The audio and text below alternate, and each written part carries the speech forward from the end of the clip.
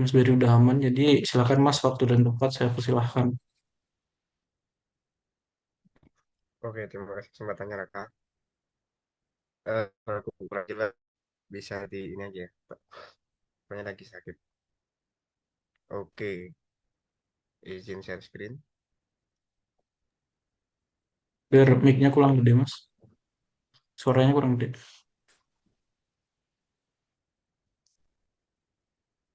Cek, cek, cek. Udah kedengeran belum?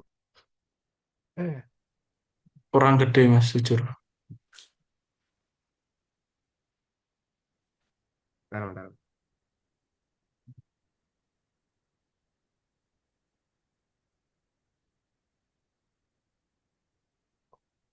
Halo, halo. Better, better, better. Masih kurang. Oke. Nah, jadi ini aku pakai soal EAS tahun 2024. Tahun lalu.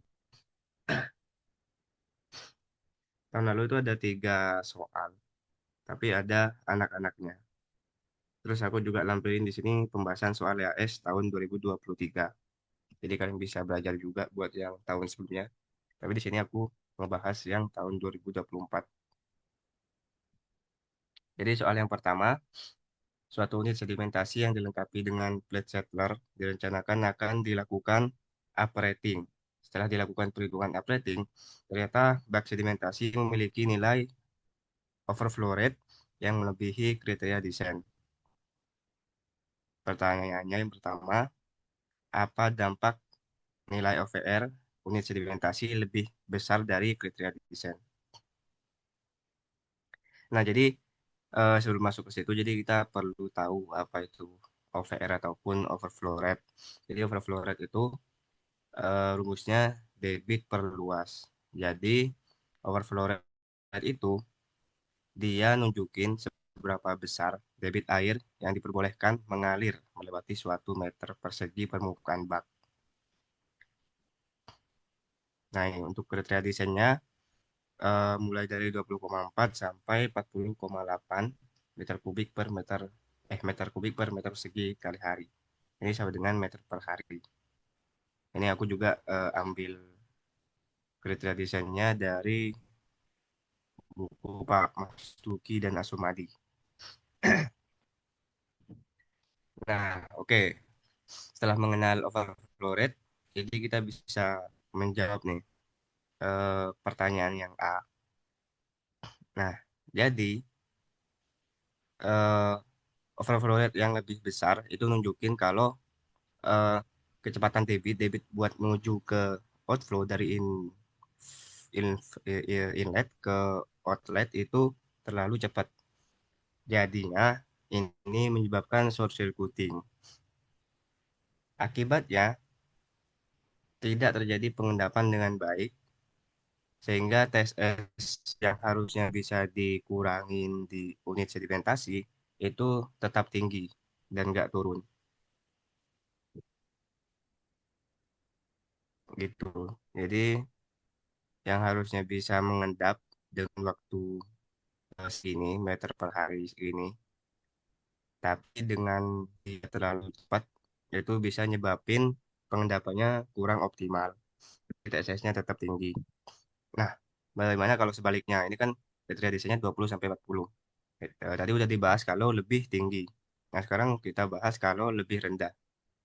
Penyebabnya yang kalau lebih rendah OVR-nya itu eh, IPAM-nya bakal mengalami kerugian. Soalnya debit pengolahan yang harusnya bisa dihasilkan lebih banyak, maksudnya yang standar lah, itu nanti hasilnya bakal lebih dikit.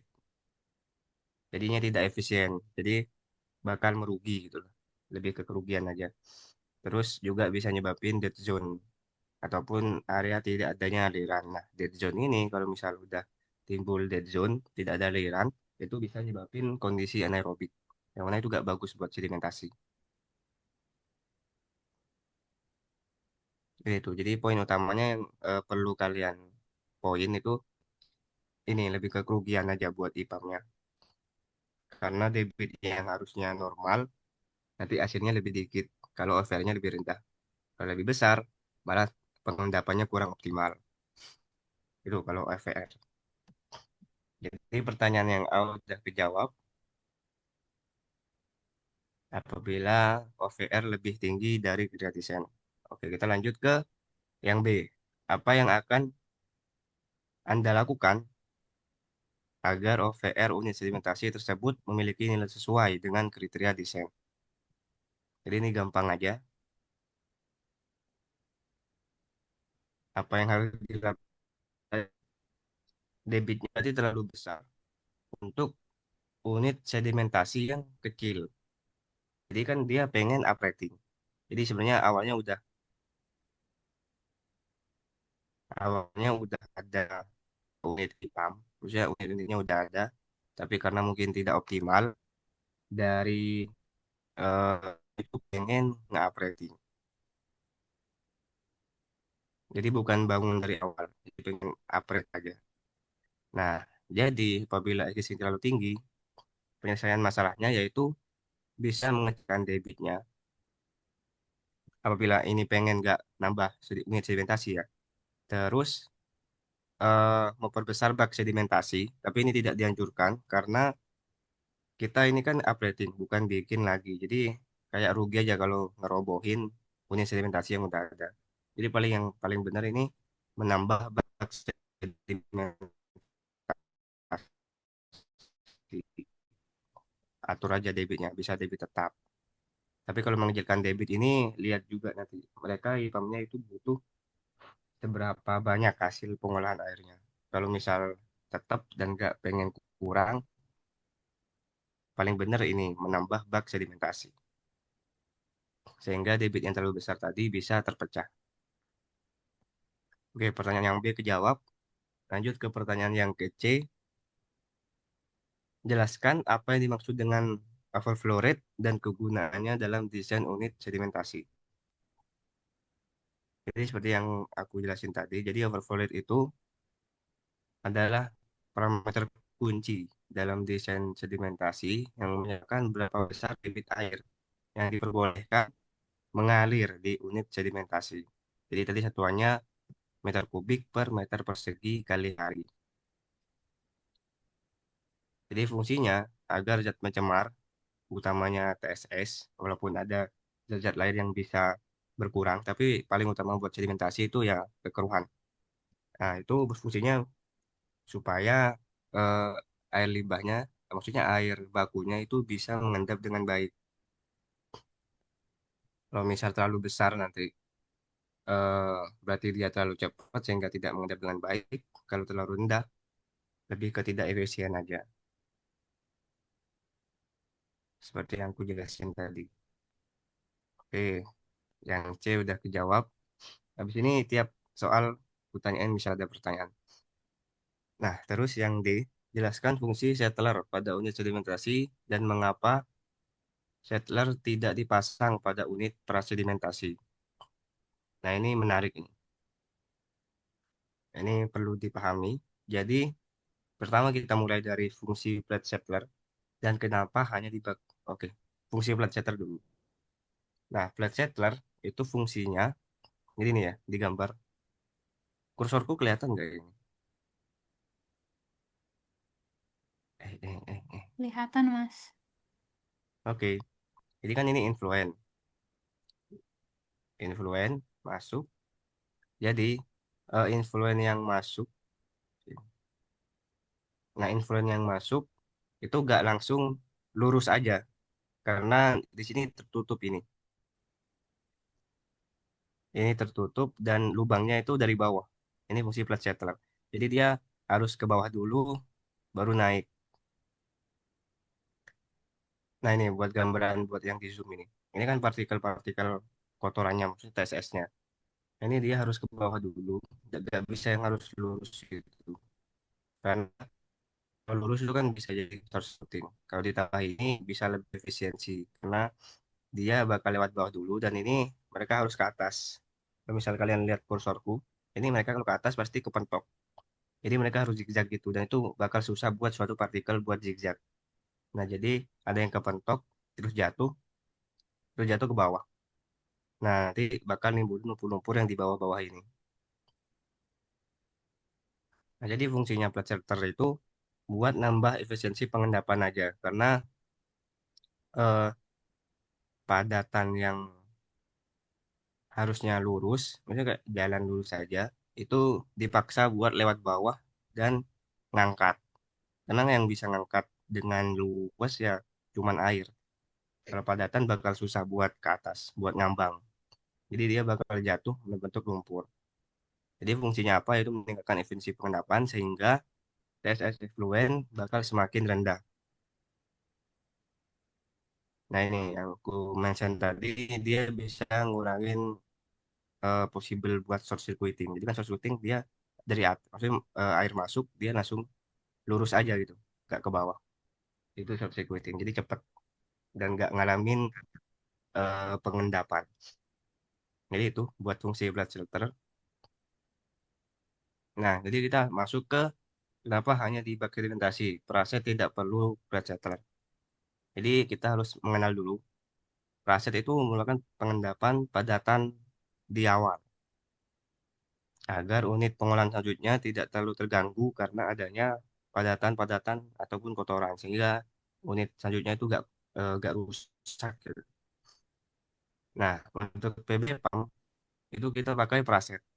Jadi PB PAL itu grade chamber. Ini simpelnya ini biar kalian paham. Jadi fungsinya ya buat padatan tuh bisa nggak ikut ke unit pengolahan selanjutnya. Nah, di praset berarti kan dia di awal banget tuh.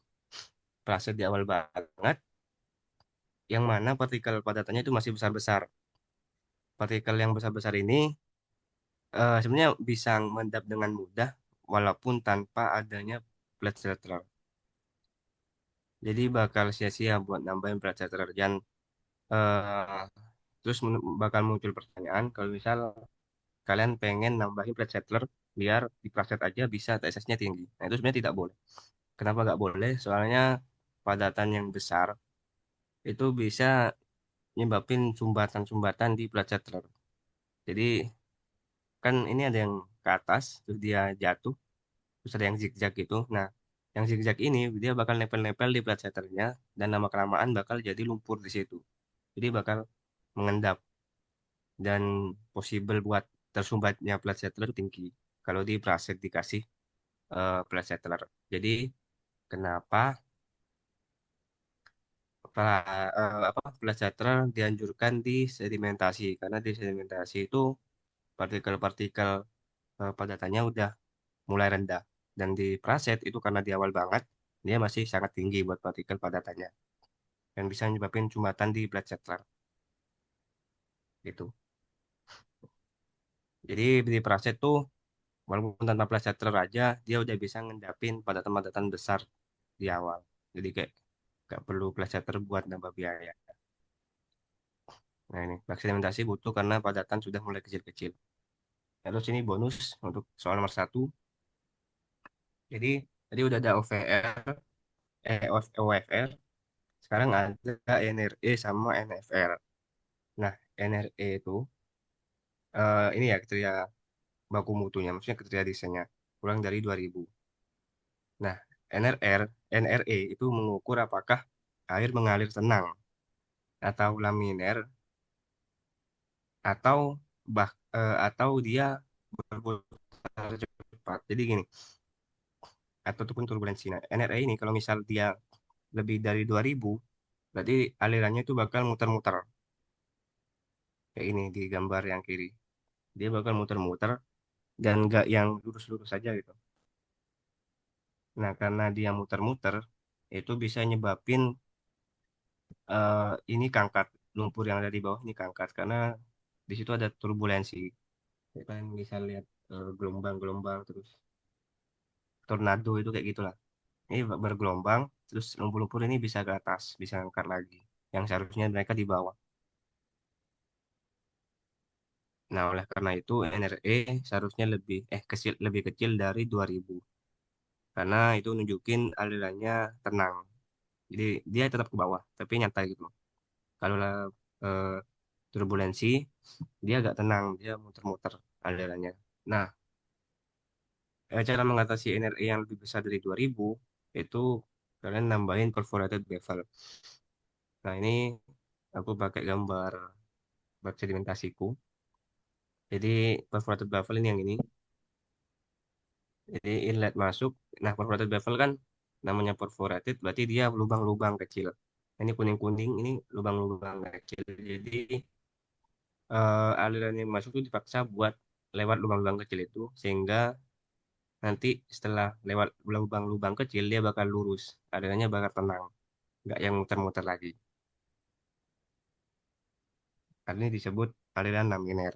Nah, kalau NFR itu artinya mengukur apakah aliran cukup kuat untuk bergerak normal sehingga tidak terjadi short circuiting. Nah, kenapa di sini harus lebih besar dari 10 pangkat 5 di kriteria desainnya? Karena kalau kurang, dia nggak bakal kuat buat mencapai ke bawah. Jadi aliran yang masuk itu nggak ke bawah. Dia nggak kuat buat dorong ke bawah bak sedimentasi ini. Jadi dia bakal lewat atasnya doang. Kalau kurang dari 10 pangkat lima. Jadi dia cuma ngambang di atas, terus masuk. Maksudnya keluar. Masuk, ngambang di atas, terus keluar. Nah, kalau NFR-nya lebih besar dari ini, dia berarti nggak short circuiting. Jadi dia bakal ada tenaga buat ke bawah dulu. Itu sih. Jadi cara mengatasinya apa? Sebenarnya sama kayak yang OFR tadi. Cara mengatasinya ya sebenarnya kalau misal ini udah aman, OFR udah aman, OFR udah aman, pastinya biasanya NFR ini pasti aman. Karena ya tujuannya buat gak ada short circuiting. Tapi OFR aman, NRE ini yang nggak tentu aman. Karena kadang walaupun OFR aman, tetap terjadi kayak eh, turbulensi di aliran sedimentasinya. Oke, ini untuk soal nomor satu. Mungkin ada pertanyaan sebelum lanjut ke soal nomor dua.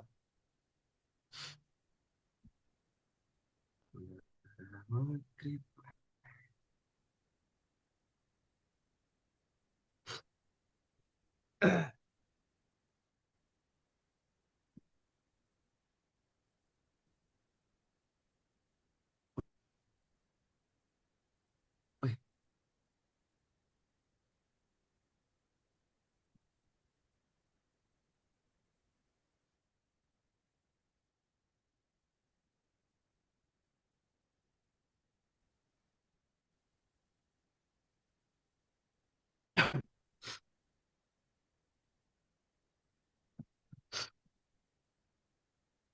udah aman ya? Nomor satu. Nanti di akhir aja pertanyaan. Aku tanyain lagi. Tapi persoalan tetap aku tanyain.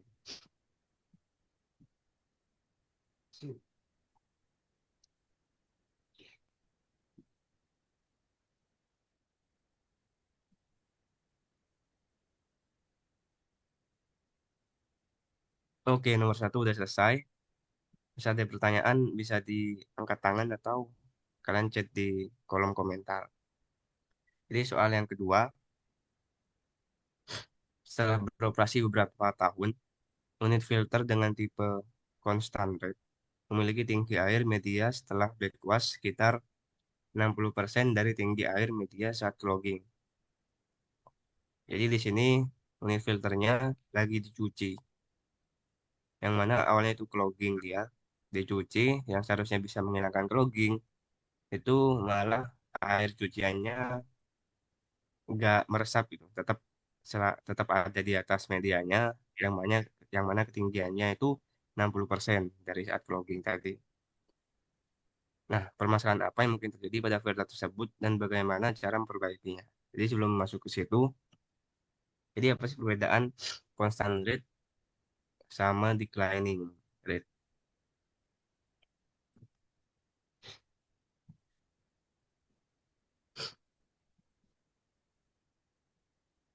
Jadi constant rate itu debit yang keluar dari unit filtrasi itu dijaga buat konstan. Jadi di sini ada sensornya, yang mana kalau ketinggian tertentu dia bakal kebuka, dan bakal mempertahankan ketinggian itu. Jadi ada yang masuk, ada yang keluar. Dan yang keluar itu pasti konstan. Jadi dijaga buat konstan debit keluarnya. Itu kalau konstan rate. Dan ini ya terdapat sensor. Terus backwash-nya itu perlu dilakukan ketika sudah mulai tidak ada debit yang keluar, tapi water levelnya udah kelihatan menyentuh sensor. Itu kalau constant rate. Kalau declining rate, eh, saat inlet itu, maksudnya saat keluar, debit keluarnya ini akan tinggi saat awal pengoperasian. Makin akhir, dia akan makin turun debitnya karena nggak ada pengontrol di sini, nggak ada yang buka-buka lagi. Cuman ada ini flow limiting restriction. Ini biasanya kalau di tugas kalian namanya kayak orifice gitu, kayak lubang-lubang kecil. Buat gak buat biar debit yang keluar tuh gak terlalu banyak. Nah, debit keluar yang makin turun ini disebabkan oleh adanya clogging. Jadi kan makin lama beroperasi pastinya filter pasti nyebabin clogging. Nah, setelah clogging, pastinya debit yang keluar tuh pasti turun karena di situ ada clogging. Dan karena gak ada pengontrolnya, ya debitnya turun. Jadi backwash-nya perlu dilakukan ketika sudah mulai tidak ada debit yang keluar dan HWL semakin naik hingga hampir tumpah. Jadi sebenarnya sama-sama aja kayak constant rate-nya. Kalau udah mulai clogging harus dicuci. Jadi yang constant rate ini dia mempertahankan debit keluarnya karena kalau clogging kan pastinya HWL-nya bakal tetap di sini. Jadi dia bakal kebuka terus. Jadi kayak diatur lah buat debit yang keluar itu nggak makin turun selama beroperasi. Dia tetap kalau udah cloggingnya parah banget, dia pastinya bakal nggak ada debit aja dikit. Udah dikontrol. Jadi itu perbedaannya. Sebenarnya perbedaannya cuma di kayak ada sensornya buat buka tutup valve-nya.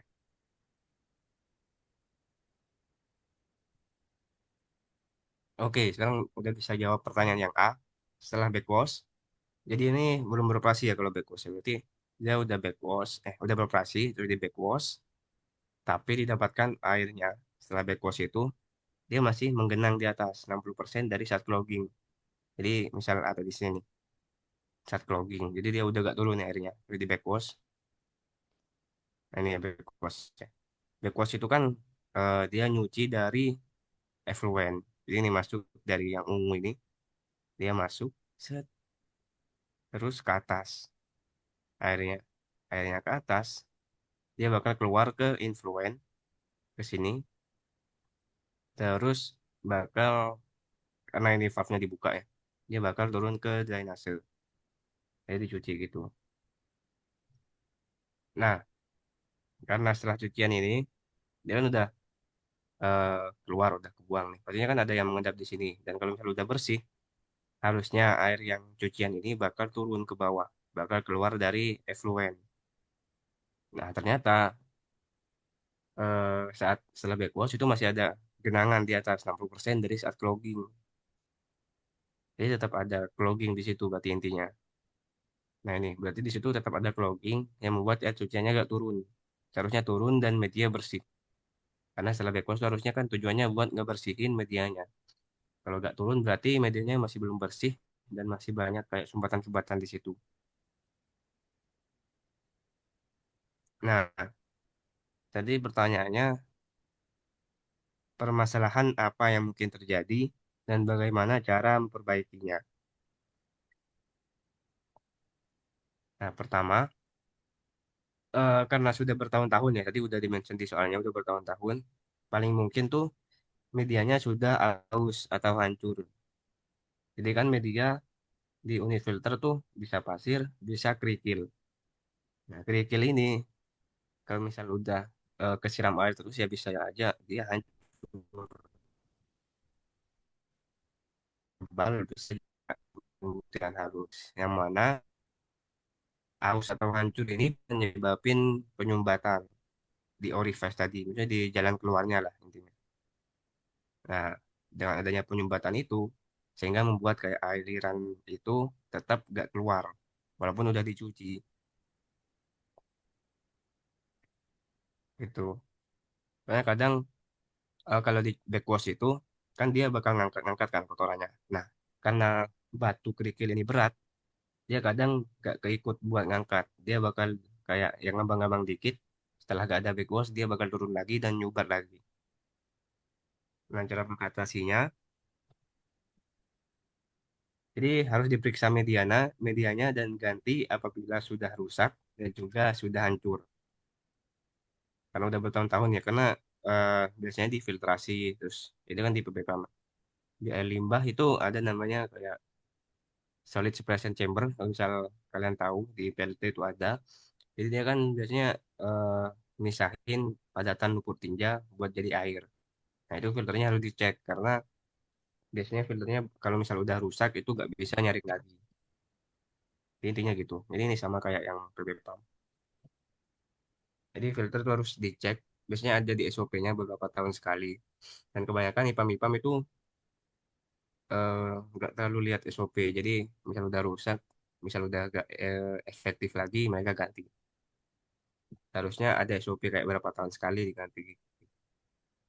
Nah, terus permasalahan yang bisa terjadi yang kedua,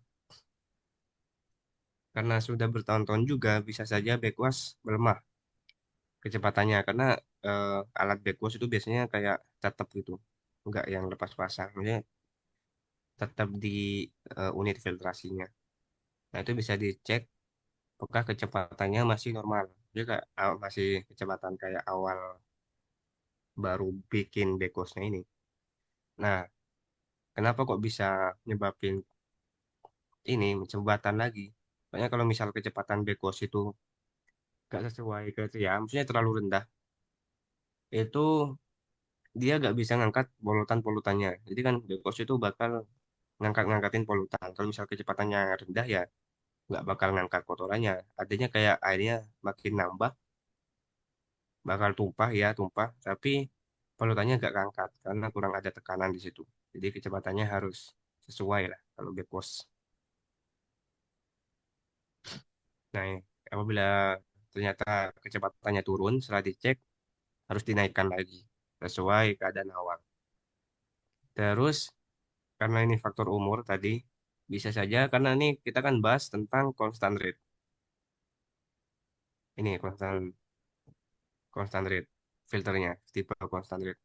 Nah, itu bisa aja karena faktor umur, valve-nya ini rusak.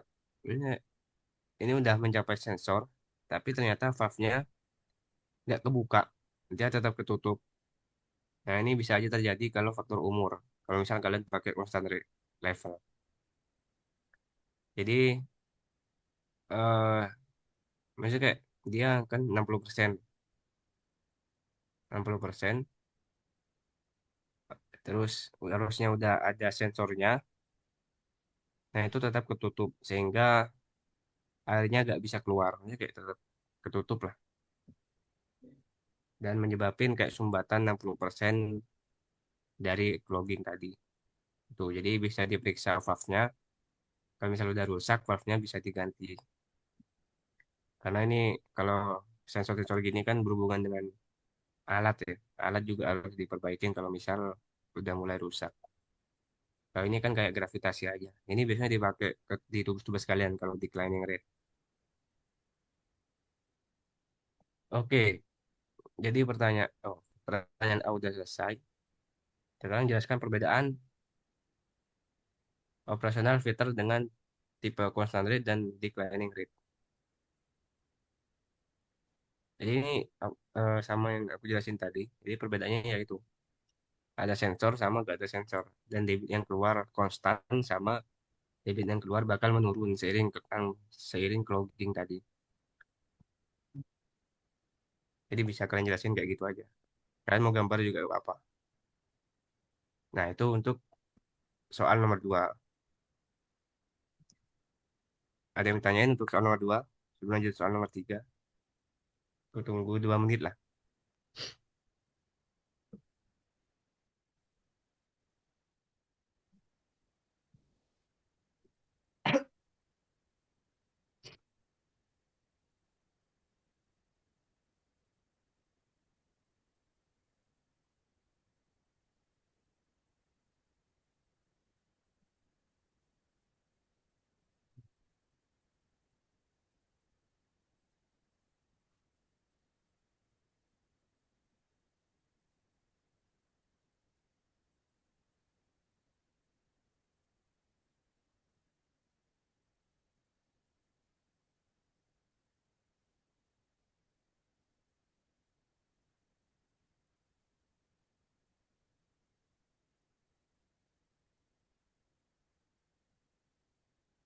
Oke, karena nggak ada pertanyaan, aku lanjut ke soal nomor 3. Ini soal terakhir untuk tahun 2024.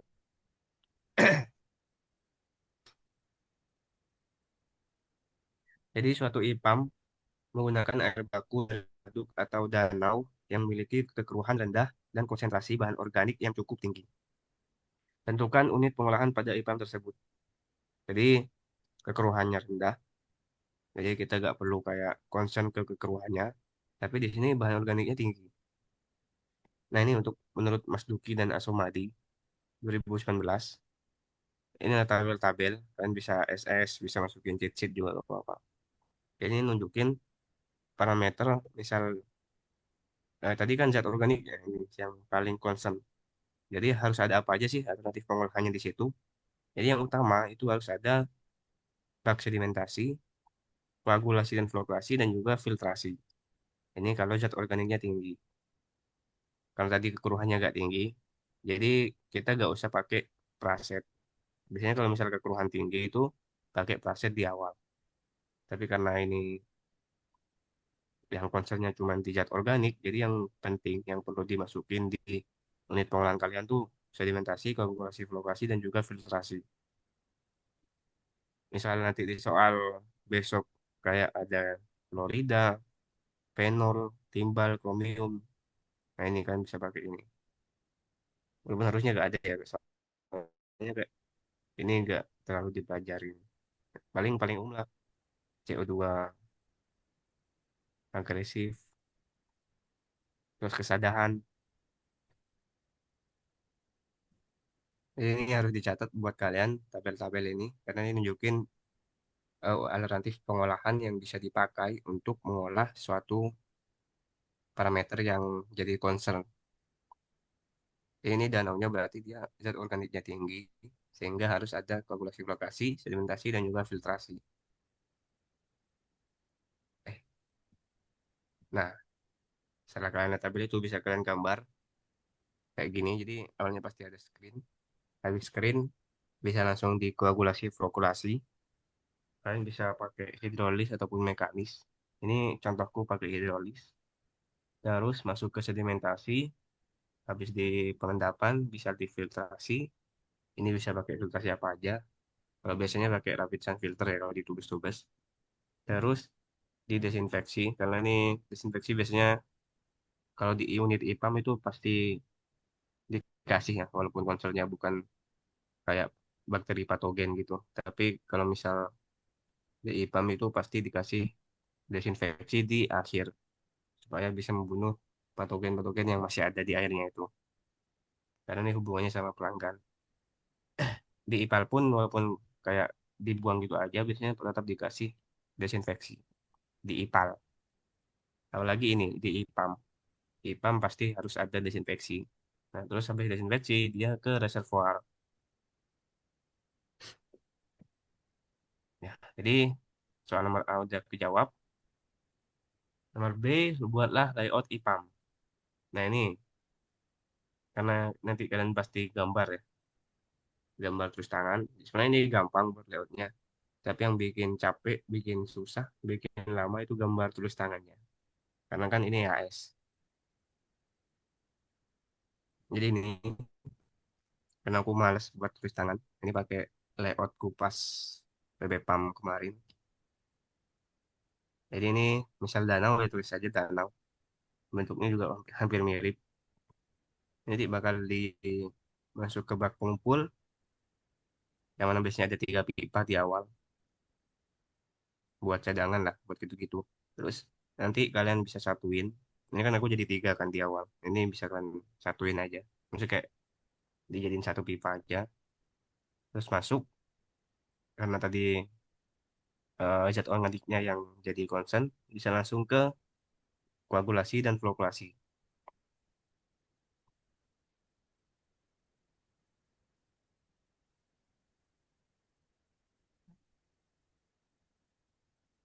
Nah, ini koagulasi nomor 4 terus masuk flokulasi nomor 5. Jadi ini sama-sama hidrolis. Jadi kayak kalau hidrolis itu dibubuhin, terus bakal ada terjunan, terus dialirkan ke flokulasi hidrolis lagi. Jadi kayak ada zigzag-zigzag gitu, terus bakal keluar ke sedimentasi, diendapin. Karena kalian di sini kayak gak ngitung debitnya itu berapa, kan bisa bebas lah kalian mau naruh bak sedimentasi satu atau tiga juga gak apa-apa, atau dua gak apa-apa. Karena kalian gak ngitung. Jadi yang penting layoutnya udah jelas. Bak sedimentasi nomor 6, terus masuk ke filtrasi. Nah ini biasanya gambar-gambar rapid sun filter kayak gini kalau tampak atas. Karena dia pasti butuh banyak unit buat ngefilter debit segitu. Terus terakhir masuk ke klorinasi. Ini klorinasi itu biasanya kayak dibubuhin ya. Ini pakai gas biasanya nomor 8 ini. Dia digas, disemprotin ke pipanya. Jadi pipanya ngerak ke reservoir. Nah ini tambah ke reservoir dari atas. Jadi seperti pada es dam. Es dam pastinya udah dipelajarin juga. Di PBPAM juga diulang lagi reservoir tuh harus ada sekat-sekatnya kayak gini. Supaya tidak terjadi dead zone di situ. Jadi airnya tetap mengalir, mengalir, mengalir. Dan keaduk lah. Sehingga klorinnya tadi nggak ngendap lagi. Nah, terus keluar. Nah, itu tentang unit pengolahannya. Tapi kalian juga harus merhatiin fasilitas-fasilitas di dalamnya. Kayak A ini kantor pos, terus D ini kantor pos. A ini kayak pos satpam, terus D ini kantor, terus kayak F, G ini musola, terus kamar mandi inilah. Kan bisa lihat di legendaku. Ada pos satpam, parkiran, mes karyawan, kantor, laboratorium, musola, toilet, kantin, dan juga mekanikal dan elektrikal. Jadi ini biasanya yang wajib di PW IPAM, di unit IPAM. Yang penting tuh harus ada kantornya, laboratorium, musola toilet, terus parkiran-parkiran tuh bisa dibedain aja, kayak mobil, motor, itu terserah kalian. Jadi itu balai outnya.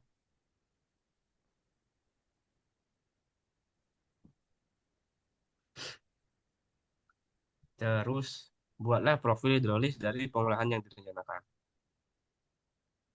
Karena headloss-nya diasumsikan, kalian udah bisa bebas saja. Karena pastinya pada saat ujian, waktu kalian pasti bakal habis dibikin layout ini. Jadi ya udah, tinggal bikin aja kayak tampak sampingnya. Jadi yang perlu kalian concern di sini, kalau profil hidrolis itu yang dikasih keterangan bukan tanahnya, tapi tinggi airnya. Jadi ini kayak 5 meter, 8,56. Ini kayak tinggi airnya. Nah ini kan ngarahnya ke tinggi airnya.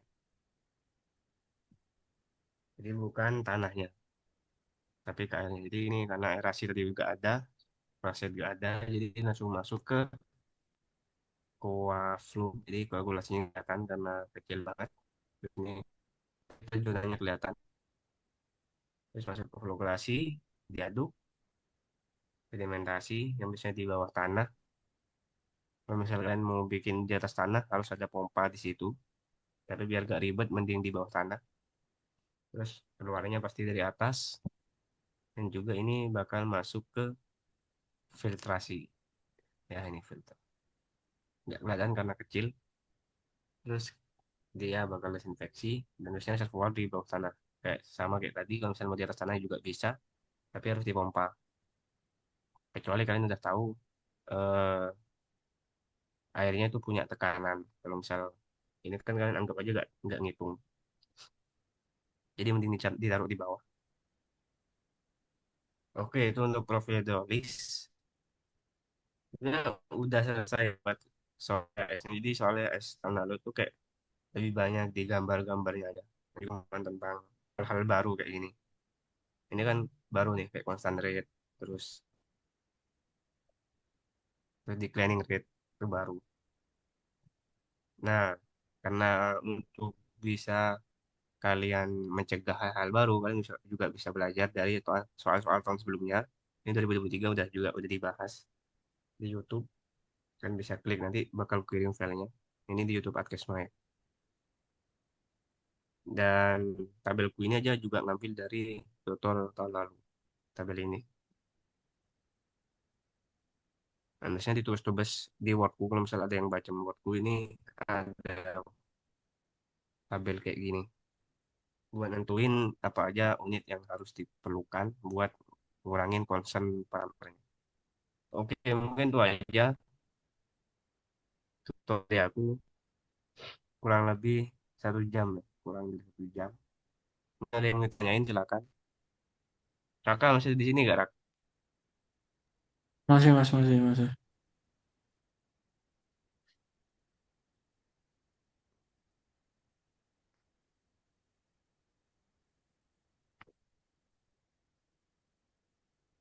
Nah, ini ada yang direct chat ke aku. Kayaknya dia pengen anonimus.